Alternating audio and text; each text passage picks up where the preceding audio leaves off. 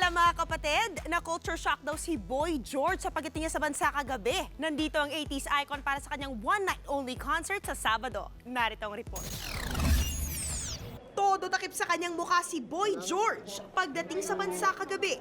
Naimbiyer na raw ang birthday boy sa rush hour traffic mula na iya patungo sa tutuluyan nilang hotel sa Quezon City. Gulat na gulat din daw siya sa mga media at paparazzi.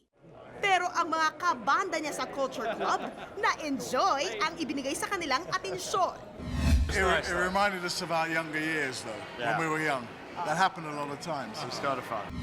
Kanina, nakikipagbiruan na si Boy George sa press. Ipanaliwanag rin niya ang kanyang asal kagabi.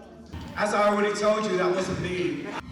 As I said earlier, I just arrived 10 minutes ago. It's not that interesting. I don't know why you would even print a picture of him. When you can have a picture of me looking like this, it makes no sense to me. Sa Sabado na ang one-night-only concert ni Boy George kasama ang Culture Club sa Smart Araneta Coliseum. Kakantahin nila ang hit songs nila noong 80s, gaya ng Karma Chameleon, The Crying Game, at King of Everything. Aminado naman si Boy George na naghigpit ang kanyang security. Matapos ang Orlando Gay Nightclub shooting, humirit din siya sa mga nagbabanta raw sa kanya matapos siyang makiramay sa mga biktima. I just block them. I don't respond. I don't give them any oxygen as much as I want to. I'd love sometimes to say something back, but you just feed it. It's like feeding a dinosaur or something.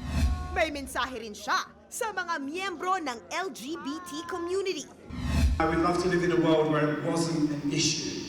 Be proud of who you are, and there will always be people that love you, and there will always be people that don't. You know, that people just don't understand.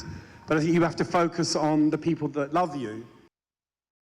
Be sure to come back. Use 5 everywhere. Copyright 2016.